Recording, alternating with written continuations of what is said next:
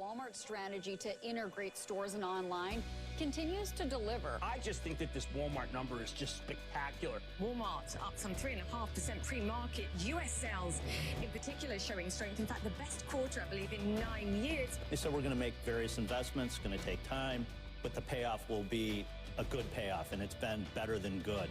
Holy cow, no one can keep up with them. Each day, people around the globe come together to make their communities stronger, to increase access to safe, healthy, and affordable food, to build skills and career paths for the future, to reduce waste and help preserve their environment, and to provide relief from disaster. We believe by leveraging the strengths of our business to solve problems, we can not only strengthen communities, but also build a stronger business.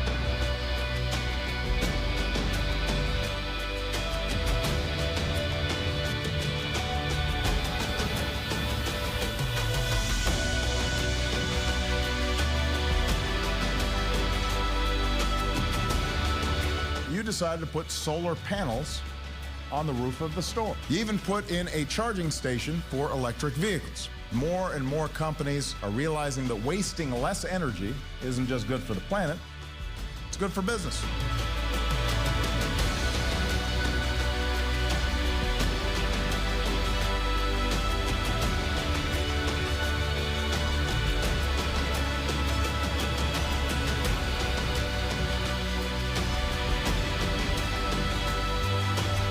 Big companies like Walmart make changes like this, it affects the products that suppliers make and sell in grocery stores all across this country. And we're not done yet. We'll continue to be focused on impact. We'll continue to partner with others. Together, we can help build resilient systems that are good for society, better for the environment, and help strengthen the communities we live in around the world.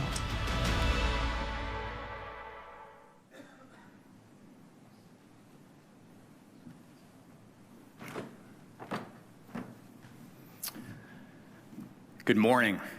It's my honor as chair of the Walmart Board of Directors to welcome you and formally open our 49th annual shareholders meeting. It's always notable when a member of the U.S. Senate takes time to visit us, and I want to welcome Senator Sanders today.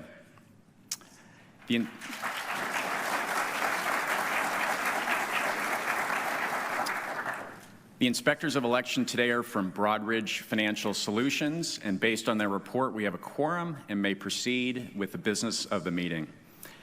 Therefore, our meeting is now officially called to order. It's 10:35 and the polls are open. Only shareholders who held shares as of the close of business on April 12, 2019, or their proxy holders are entitled to vote shares. If you have not voted your shares or wish to change your vote, please raise your hand and the ushers will pass you a ballot. Like last year, as you arrived, the rules of conduct for the meeting were being handed out.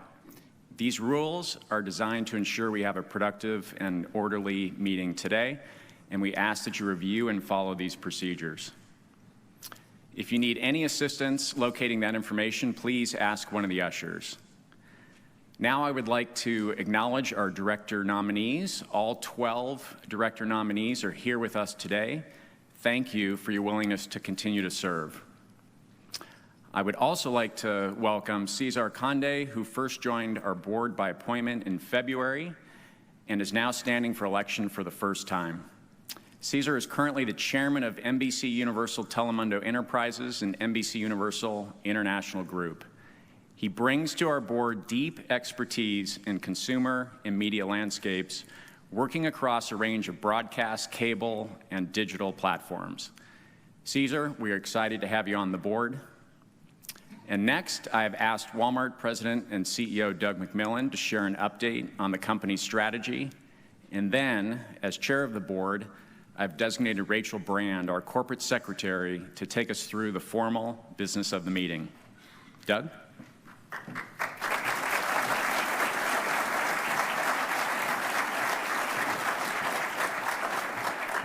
Thanks, Greg. Good morning, everyone, and thank you for your interest in our company. Thank you to Senator Sanders and all the shareholder proponents for being here today. This past fiscal year was a strong one for Walmart, and I'd like to start by thanking our associates. This team of ours continues to amaze me. Their ability to change and grow is impressive and so important during these times. I joined Walmart more than 28 years ago as an hourly associate loading trucks in a distribution center, and I worked all over our business. And I've never seen the pace and magnitude of change in retail like it is now. Retail history teaches us that those that fail to adapt will struggle and eventually perish. So these past few years, we've made significant investments to put us on a stronger path. We've invested in our associates with higher pay, training, and education, in new technology for our associates, and lower prices for our customers, and in our e-commerce business to ensure our future. Our operating margin percentage is slim, and these investments hurt earnings for multiple years. We would like to thank our shareholders collectively for demonstrating understanding and some degree of patience. Taken together, these decisions are working. Our store traffic, store sales, and e-commerce sales for Walmart U.S. have been growing. Just a few years ago, our U.S. comp sales ran down for 5 quarters in a row, but we've now run up in comp sales for the past 19 consecutive quarters. Last year, excluding fuel and tobacco, Sam's Club comps increased 5.7%, and our international markets delivered positive comps in 8 out of 10 markets. Our top priority is to serve customers. Sam Walton was called a merchant with a servant's heart, and we still embody that mindset today. Over the years, we've learned that the best way to serve our customers is by creating shared value among a broad group of stakeholders. This means we consciously work to balance the interests of our customers, our associates, suppliers, communities, shareholders, and our broader influence on the world. Those of you that follow the company closely know that we've changed a lot over the years. Let me share a few examples of the recent changes we've made for our associates that reflect both the heart of the company and sound business strategy. We've moved up our starting wages in the U.S. by 50% in the last 4 years, and we continue to adjust up on a market-by-market basis to recruit and retain the talent we need to run a good business. In fact, over the last 4 years, we've invested an incremental $4.5 billion in pay beyond our traditional annual wage increases for our U.S. store and club associates. It's clear by our actions and those of other companies that the federal minimum wage is lagging behind. $7.25 is too low. It's time for Congress to put a thoughtful plan in place to increase the minimum wage. Any plan should take into account phasing and cost of living differences to avoid unintended consequences. In addition to our investments in pay, our hourly associates earned $793 million in quarterly cash bonuses last year on top of their hourly compensation. We established training academies here in the U.S. and in several countries around the world. We promoted more than 215,000 U.S. store associates last year. Across our total U.S. workforce, 57% of our hourly promotions were to women, and 45% were to people of color. 75% of U.S. store management started as hourlies. We've hired more than 225,000 U.S. veterans since Memorial Day 2013, with a goal of hiring 250,000 by 2020. We launched a $1 a day college program, and so far more than 7,500 associates are participating. This week, we're announcing the expansion of that program to include technology degrees, more schools, and support for high school students. We've expanded parental leave to as much as 16 weeks of paid time off for birth mothers. We added a $5,000 child adoption benefit, which was an idea that came from an associate during a town hall meeting. We created centers of excellence, partnering with providers such as the Mayo Clinic and Johns Hopkins for associates facing a health crisis. And we offer health care options for associates that start as low as $28 per pay period, which is 40% less than the national average. We cover 1.1 million associates and family members here in the U.S. Our work to create a more inclusive company has been recognized by the Bloomberg Gender Equality Index, the Disability Equality Index, and the Human Rights Campaign Corporate Equality Index. We've also signed on to several initiatives, including Catalyst CEO Champions for Change, CEO Action for Diversity and Inclusion, and Paradigm for Parity. Our work extends beyond customers and associates as we take advantage of the size of the company to do good in the world. In 2005, we set an aspirational goal to be supplied by 100% renewable energy, and globally, we're now up to 28%. We launched Project Gigaton, an initiative to avoid emissions in the supply chain by 1 billion metric tons by 2030, and more than 1,000 suppliers have signed up. We set a goal of eliminating waste from our system entirely, and we now divert 78% of our waste from landfills. Through Acres for America, an initiative that protects an acre of our nation's parks for every acre we develop, we've been able to protect 1.4 million acres since 2005. And we set a goal of selling more sustainable items and more sustainable packaging, and have taken action to reduce salt and sugar from the foods we sell, remove industrially produced trans fats, and lower prices on fresh fruits and vegetables. Our efforts extend to philanthropy as well. Last year alone, we gave $1.4 billion in cash and in-kind gifts to projects that create opportunity, enhance sustainability, and strengthen communities. To fight hunger, Walmart and the Walmart Foundation have provided 4 billion meals to those in need since 2014. And because of our presence in local communities, we're there when disaster strikes, such as the devastating California wildfires last year and the current flooding we're experiencing, including here in this region. As we do with hurricanes and other disasters, we're supporting the community financially and with much-needed supplies. Finally, we've invested in ethics and compliance around the world. We expect our associates, suppliers, and contractors to champion a set of values, which include treating all people with respect, acting with personal integrity, and complying with the laws of the communities in which we operate. We provide a variety of resources for our stakeholders to raise questions or concerns, including a global helpline and the website walmartethics.com. When I was 16, I came to my first Walmart shareholders meeting with my dad, who was a dentist and had taken some of the money that he earned and bought Walmart stock. As I learned more about Sam, his business philosophy, his family, and the company, I was beyond impressed.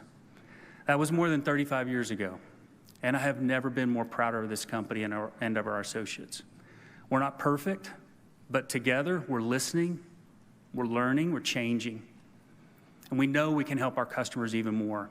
And we love the challenge of helping our associates pursue their dreams through the opportunities that Walmart creates. This is a company you can be proud to invest in. Thank you for your interest in Walmart. Now please allow me to introduce Rachel Brand, our Executive Vice President of Global Governance and Corporate Secretary. She'll take us through the proposals. Thank you.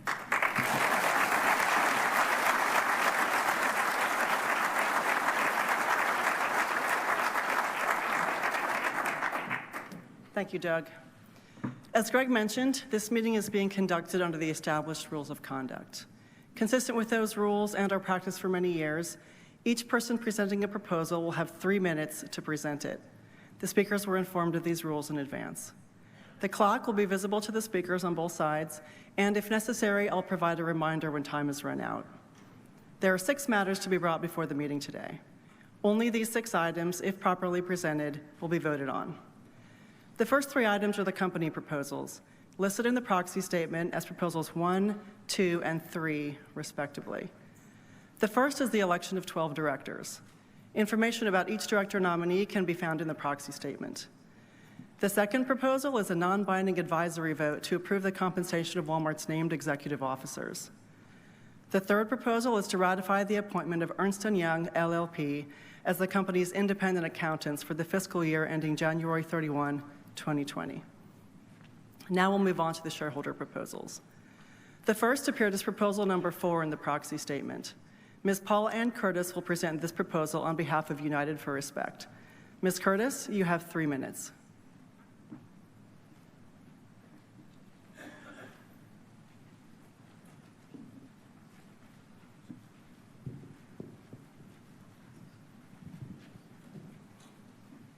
Mr. Chairman, I offer the following resolution for United for Respect. Resolved, shareholders of Walmart urge the Board of Directors to strengthen Walmart's prevention of workplace sexual harassment by formalizing the board's oversight responsibility, aligning senior executive compensation incentives, reviewing and, if necessary, overseeing revision of company policies, and reporting to shareholders by December 31st, 2019 on actions taken omitting confidential and proprietary information. My name is Paula Curtis. I am a 19-year Walmart associate in Citrus Heights. I love serving my customers and consider many of my coworkers my family. But I am deeply concerned that Walmart's response to sexual harassment protects harassers and not keeps us safe. A Walmart support manager repeatedly harassed one of my coworkers. When she refused his advances, He retaliated by telling the managers that she was not doing her job. She bravely went to speak to the co-manager, and I went with her.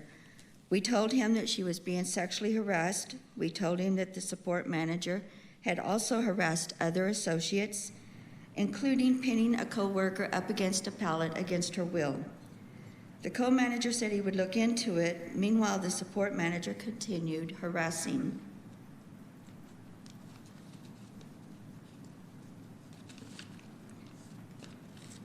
We heard nothing from management about our complaint, but management apparently told the harasser about the complaint, and he cornered me and asked me to lie on his behalf and say that he was innocent. I refused. 6 months later, we still didn't hear any results for our complaint. Instead, Walmart fired my friend. The support manager who was doing the harassing was simply transferred to another store. My experience is not unique. At United for Respect, we surveyed 1,000 women at Walmart. 48% said they were concerned about women being sexually harassed or feeling unsafe at work. That is not right. Walmart has faced multiple lawsuits and EEOC charges for sexual harassment. Not only does harassment hurt associates, it's also bad for our bottom line, potentially impacting our company's reputation, associate retention, and ultimately even our stock price. So, Mr. McMillan, we know harassment is happening at Walmart. The question is what are we going to do about it? Currently, we have a weak policy, and associates don't trust management to take our complaints seriously. As the largest corporate employer of women in the U.S., Walmart should be a leader. So let's strengthen our harassment policy by giving survivors a clear timeline on your investigation. Thank you, Ms. Curtis. Your time has expired. Please conclude. I'm almost done. And a commitment to let them know the results. Let us track all complaints so that we know if a manager, for example, is a repeat offender. Let's hold harassers accountable with meaningful discipline, including dismissal. And we should use top executive pay to communicate the importance of achieving real progress. Finally, let's bring harassment out of the shadows at Walmart and make the company a safe place to work by adopting these proposals. Thank you. Thank you, Ms. Curtis. We appreciate your viewpoint and your service as an associate. Although we don't support this particular proposal, we do agree with you that sexual harassment or any type of discrimination in the workplace cannot be tolerated. We take very seriously any allegation of misconduct, and we do have strong processes in place for investigating claims and taking corrective action. More information about that can be found in the proxy statement. Next, we'll consider the proposal mentioned in the Other Matters section of the proxy statement. It was submitted by Ms. Carolyn Davis. Senator Bernie Sanders will present this proposal on behalf of Ms. Davis. Senator Sanders, you have 3 minutes. Thank you, Madam Chair. And let me thank Walmart employee Kat Davis for introducing this resolution. And it states, and I quote, "Resolved, shareholders of Walmart urge the board to adopt a policy of promoting significant representation of employee perspectives among corporate decision makers by requiring that the initial list of candidates from which new nominees are chosen by the Nominating and Governance Committee include hourly associates. The policy should provide that any third-party consultant asked to furnish an initial list will be requested to include such candidates." End of quote, end of resolution. Madam Chair, the issue that we are dealing with today is pretty simple. Walmart is the largest private employer in America and is owned by the Walton family, the wealthiest family in the United States, worth approximately $175 billion. And yet, despite the incredible wealth of its owner, Walmart pays many of its employees starvation wages, wages that are so low that many of these employees are forced to rely on government programs like food stamps, Medicaid, and public housing in order to survive. Frankly, the American people are sick and tired of subsidizing the greed of some of the largest and most profitable corporations in this country. They are also outraged by the grotesque level of income and wealth inequality in America, as demonstrated by the CEO of Walmart making 1,000 times more than the average Walmart employee. Last year, Walmart made nearly $10 billion in profit. It paid its CEO over $20 million in compensation, and it has authorized $20 billion in stock buybacks, which will benefit its wealthiest stockholders.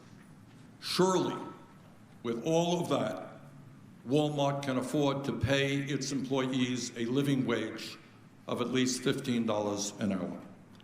And that is not a radical idea, because many of Walmart's major competitors like Amazon, Costco, and Target have already moved in that direction. Further, Walmart should give a voice to its workers by allowing them seats on the board of directors. The concerns of workers, not just stockholders, should be part of board decisions. Today, with the passage of this resolution, Walmart can strike a blow against corporate greed and a grotesque level of income and wealth inequality that exists in our country. Please do the right thing. Please pass this resolution. Thank you very much. Thank you, Senator Sanders, for your presentation and for your viewpoint. While we don't support this particular proposal, the importance of listening to and investing in our associates was reflected in Doug's remarks, and you'll hear more about it later in the meeting. We'll now move on to the final shareholder proposal. It appeared as proposal number 5 in the proxy statement. Mr. Martin Harangozo will present this proposal. Mr. Harangozo, you have 3 minutes.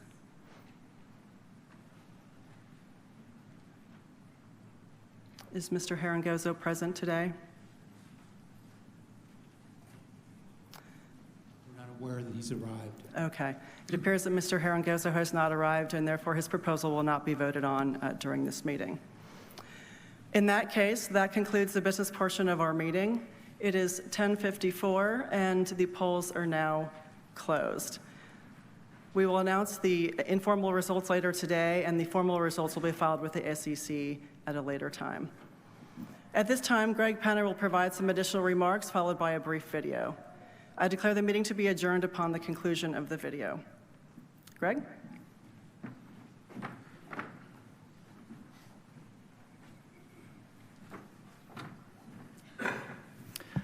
Thank you, Rachel. Thank you all for being here today, and thank you to those who presented proposals. At Walmart, we're always striving not just to be a better business, but also a better company. We are focused on serving our customers, caring for our associates, and making a difference in our communities. Broadly speaking, there are serious issues facing our country, our workforce, and our economy, which require all of us, our government, the private sector, and our fellow citizens to work together. Walmart is doing its part to help address these challenges. No other company in America is making a college education accessible to more than 1 million of our fellow Americans for only $1 a day. No other company has provided enhanced workforce education for hundreds of thousands of people in just the past year alone. No other company has hired more veterans in the last 6 years. And no other retailer has consistently delivered high-quality, affordable items to so many people that are looking for value for their hard-earned dollar. Our associates are doing an incredible job, and we will continue to invest in them. On behalf of the board of directors, we are proud to represent them. And we will continue to work with those who are interested in finding common ground and making progress. In closing, we will share a video that captures how we think about our associates and the great contributions they make to our customers and our communities. Thank you.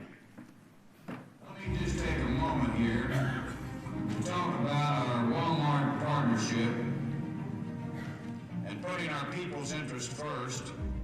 Our philosophy should be completely that our people are our partners. They're with us. More than 1.2 million Walmart and Sam's Club employees will be getting a raise in their paycheck.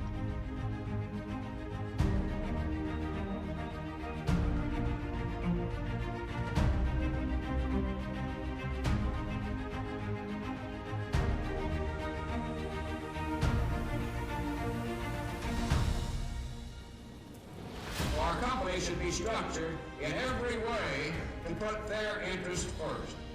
The benefits are significant, including benefits for adoption for the first time and increasing the leave. So that's all good.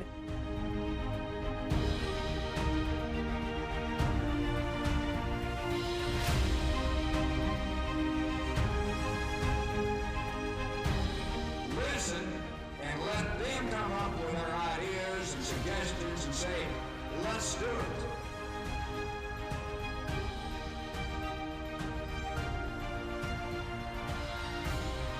They can talk about distribution centers, they can talk about systems, they can talk about programs.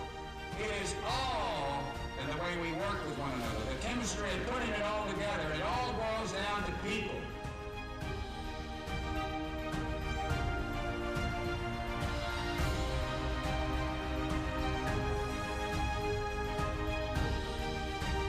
Isn't that the great edge that this company has? Our people make the difference.